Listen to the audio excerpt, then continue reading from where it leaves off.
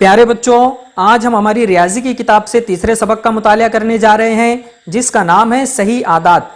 बच्चों, सही आदात यानी ऐसे आदात का मजमुआ जिसमें सिफर भी हो, मुस्बत आदात भी हो और मनफी आदात भी हो, उन्हें सही आदात कहा जाता है।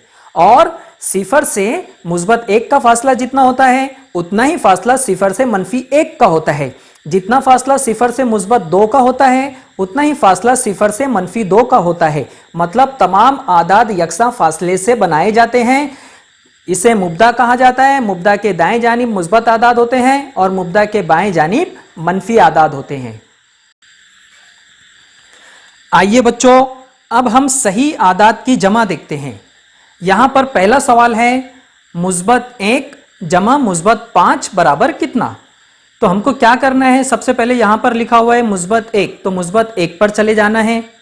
उसमें जमा करना है मुस्बत 5, यानी मुस्बत आदाद की तरफ 5 अदद हमको आगे जाना है। 1 से हम शुरू करेंगे। ये 1 अदद हुआ, ये 2, ये 3, ये 4 और ये 5। 5 अदद हमने जमा करे। हम कहां पहुंचे? मुस्बत 6 पर। इसलिए हमारा जवाब आएगा यहां पर मुस्बत 6। अब दूसरा सवाल देखेंगे बच्चों हम। यहां कितना लिखा हुआ है? मनफी 2 जमा मुस्बत 5। सबसे पहले मनफी 2 पर हम चले जाएंगे।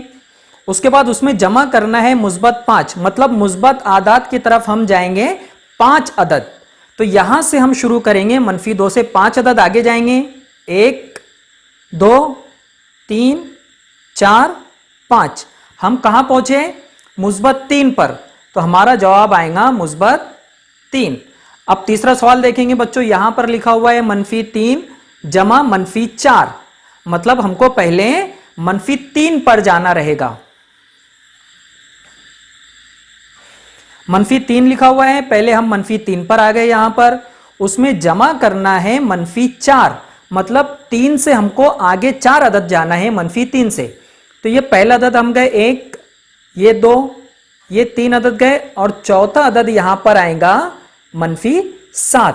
तो हमारा जवाब आएगा यहां पर मनफी 7। चौथा सवाल देखेंगे बच्चों। मुस्बत 3 जमा मनफी 4। इसमें हमको क्या करना है? पहले मुस्बत 3 पर चले जाना है। ये आ गए हम यहां पर मुस्बत 3 पर। उसमें जमा करना है मनफी 4, मतलब मनफी आदाद की तरफ हमको 4 अदद जाना है। तो हम 3 से शुरू करेंगे, 4 अदद आगे जाएंगे। देखो 1, 2, 3, 4। हम कहां पहुंचे? मनफी 1 पर। इसलिए हमारा जवाब आएगा यहां पर मनफी 1। इस तरह से सही आदाद की जमा की जाती है। आइए बच्चों, अब हम इसे हल करते हैं। यहां लिखा हुआ है सही आदाद की जमा। यहां पर है 8 और यहां है मुस्बत 6। यहां निशानी नहीं है, मतलब ये भी मुस्बत 8 है और ये मुस्बत 6 है। इसकी जमा करते वक्त हमें हमेशा ये ध्यान में रखना है कि अगर दोनों अदद की अलामत यकसा है तो दोनों की जमा करने के बाद जो अलामत यकसा है वो अलामत यहाँ पर लगा देंगे। जैसे ये 8 है और ये 6 है, ये मुस्बत 6 है और ये मुस्बत 8 है। तो दोनों की जब हम जमा करेंगे तो हमारा जवाब आएगा 6 और 8 14। और दोनों की अलामत यकसा है, यहाँ लिख देंगे मुस्बत 14। अगर दोनों अदद की अलामत मुख्तलिफ है, जैसे यहाँ पर 5 है और यहाँ पर मनफी 6 है, यहाँ 5 है मतलब ये मुस्बत 5 है और ये मनफी 6 है, हमको जमा करना है। लेकिन दोनों अदद की अलामतें अगर मुख्तलिफ है तो हमेशा यहाँ पर तफरीक का अमल होगा। बड़े अदद में से छोटा अदद हम कम कर देंगे। 6 में से 5 कम कर देंगे, जवाब आएगा हमारा 1। और हमेशा बड़े अदद की अलामत यहाँ पर लगाई जाती है।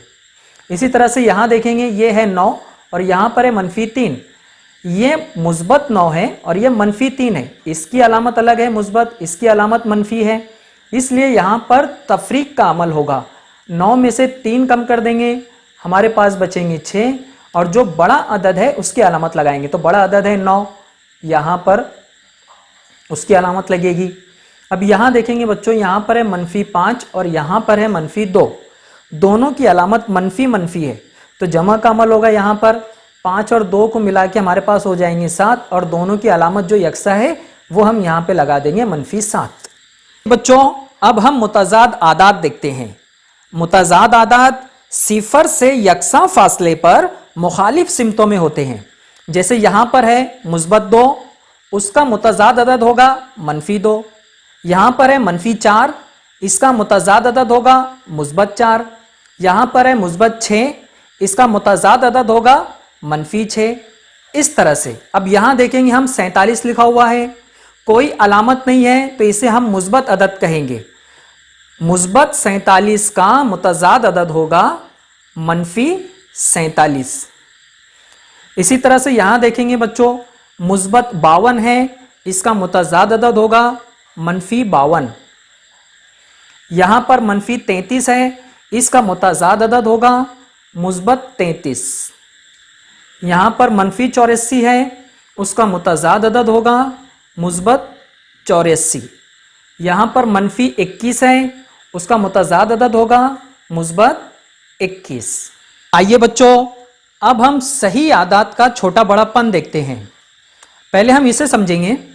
ये जो मुब्दा है सिफर, इसके दाएं जानिब हम जैसे आगे बढ़ते जाएंगे आदात बड़े होते जाएंगे।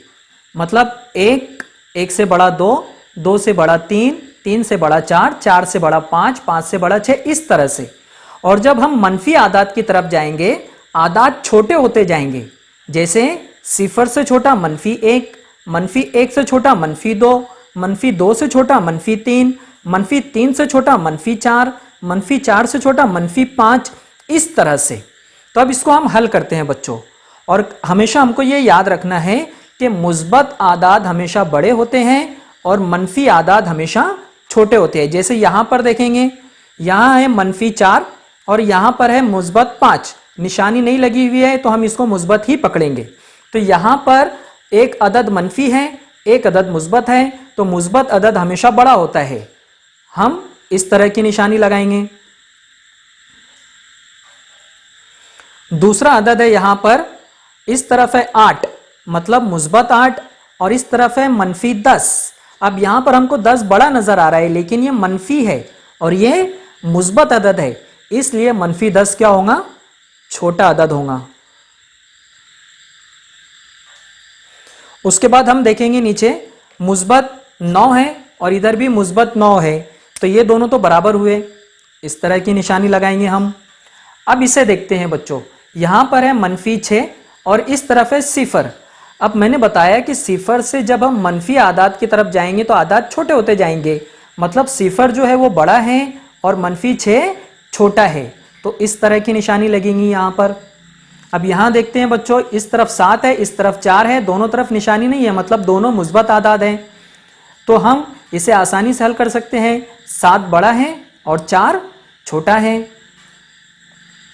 अब इसमें देखेंगे बच्चों, एक तरफ है -3, दूसरी तरफ है -5, दोनों तरफ मनफी अदद है।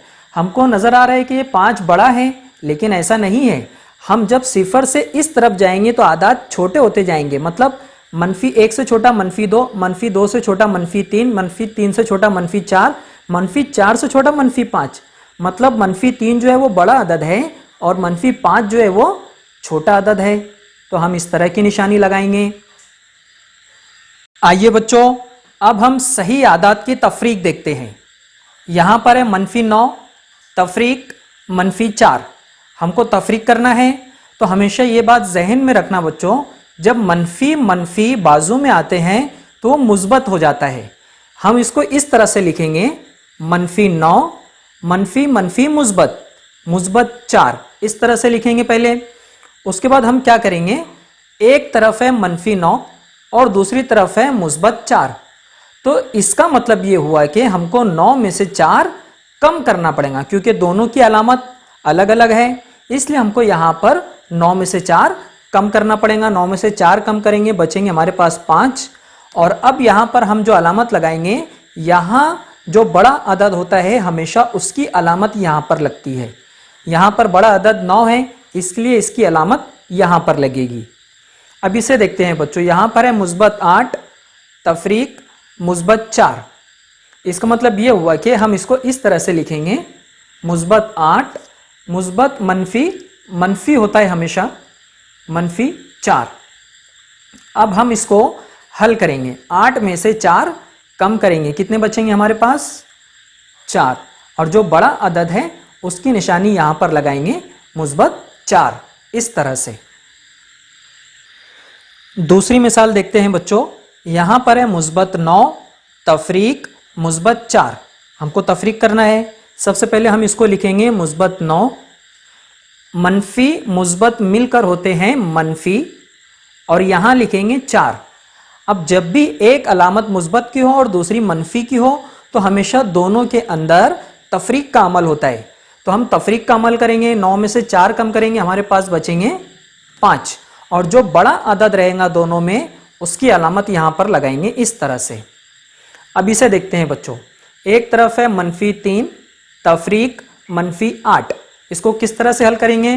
पहले हम लिखेंगे मनफी 3, मनफी मनफी हमेशा मुस्बत होता है, मुस्बत की निशानी लगाएंगे और यहाँ पर लिखेंगे 8। अब एक तरफ मनफी है एक तरफ मुस्बत है, तो हमेशा जब ऐसा हो कि एक अलामत मनफी की हो और एक अलामत मुस्बत की हो तो हमेशा तफरीक का अमल होता है। बड़े अदद में से छोटा अदद हम कम कर देंगे। 8 में से 3 कम करेंगे, कितने बचेंगे हमारे पास? 5, और जो बड़ा अदद है दोनों में उसकी निशानी लगाएंगे यहाँ पर मुस्बत 5।